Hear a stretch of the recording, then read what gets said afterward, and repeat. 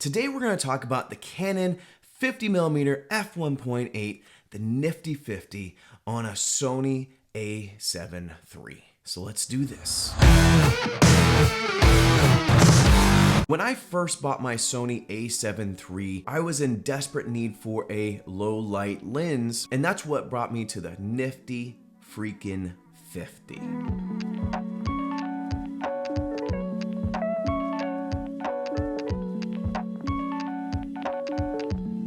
And so today's video is going to talk about why I chose the Canon Nifty 50 over maybe the Sony's, and why I'm using an older version of the Nifty 50 rather than the newer STM model. So to give you guys some examples, my nephew and I went out last night to shoot some night photography. So I'll be putting those up periodically during the video. So the first thing I want to talk about is why I chose the Canon version of the Nifty 50 rather than the Sony. One is price. Even if you get the STM model, that is about $125 versus $200, $250 depending on where you buy the 50mm from Sony. And so price is a big one. It's a inexpensive way to get into a 1.8 aperture and at a 50mm focal length. And on top of that, it is a full frame 50mm. If you're familiar with full frame, or if you have a full frame, you know that full frame lenses are way more expensive than APS-C. I knew this going into a full frame system, and so my challenge has been to find budget-friendly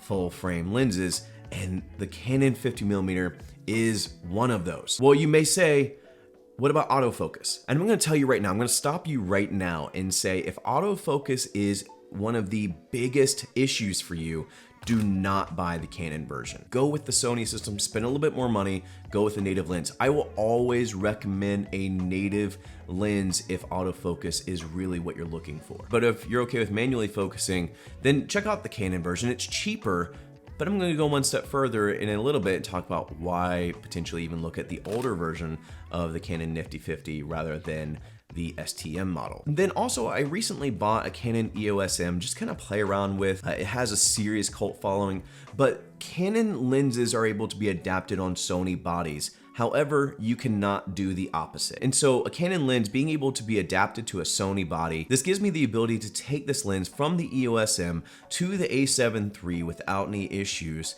But obviously, if I had the Sony 50mm, I wouldn't be able to go between the two with this one lens. So that gives you a little bit of an idea of why I would say Canon versus Sony 50mm, especially if you are a photographer or videographer that uses both Canon and Sony. This helps you go in between the two without having multiple lenses. So that gives you a little insight why I chose the Canon 50mm versus the Sony 50mm. But then the question becomes, if I'm going with Canon, why did I not spring for the STM model? Well, fun fact, I actually did own the STM model for a few weeks. Returned it when I bought my a7 III because I was like, I'm not gonna need this. So I returned it. The biggest reason why I went with the older version rather than the STM version is because manual focus is what I plan to do with this lens, as I just stated. And honestly, I prefer the manual focus on the non-STM version simply because with the STM version, the autofocus is electronic, whereas on the non-STM version, you can see that I can focus this without it being connected to the camera. And you may say, why is that a big deal? I can't tell you how many times I went to go turn off the camera, put up all my gear, be done for the day, and realized that the barrel was still extended for the lens. If I had the STM version, I would have to attach it back to the camera, bring the barrel back in, and then turn the camera back off, and then take everything apart. It just became a multi-step process. And so for me, since I'm not using autofocus all that much with this lens, I don't need those silent motors. I'd rather have something to where if I needed to, I could extend and shorten the barrel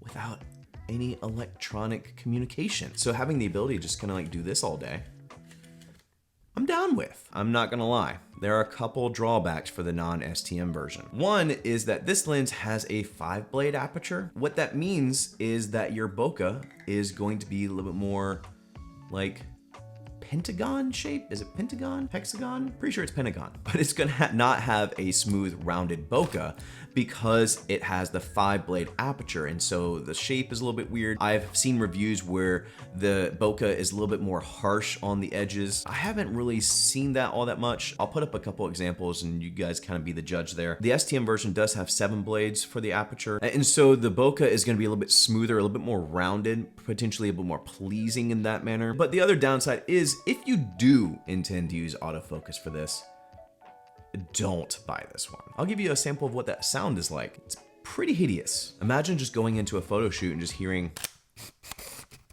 the entire time. Just, yeah.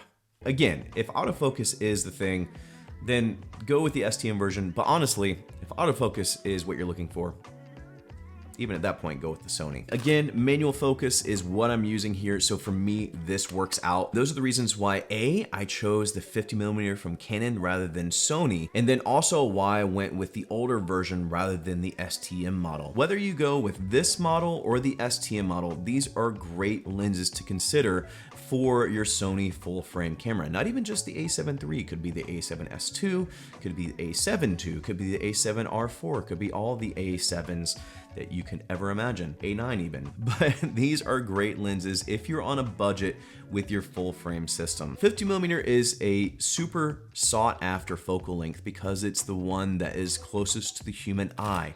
And so picking up a good 50mm focal length, you can't beat it. Now, obviously, if you're on a crop sensor camera, you may want to look at like a 35mm because with that crop factor, with the 50mm, you're going to be getting closer to like an 80mm. Whereas if you do 35, it would be closer to 50. Maybe somewhere in our journey together, I may go into crop sensor cameras and the crop factor of lenses, but just know that 35mm on a crop sensor camera is gonna be more equivalent to a 50mm, and then 50mm is gonna be more equivalent to like an 80. And so I hope this little trip into my mind and why I picked this lens for my a7 III helps you decide whether this is gonna be a good lens for you or not. And so with that being said, if you enjoy this video, I really appreciate it if you guys hit the like. I'm gonna put a link below to this model as well as the STM model. And as always, those will be affiliate links. So if you want to help support the channel, use those links. I appreciate it. Let me know in the comments below, what is your favorite lens to use? What is your favorite focal length to use when you're making your content? If you like these more real world scenario reviews, consider subscribing. And as always, I'll see you here next time. Go and find your journey. Go embrace life. Peace.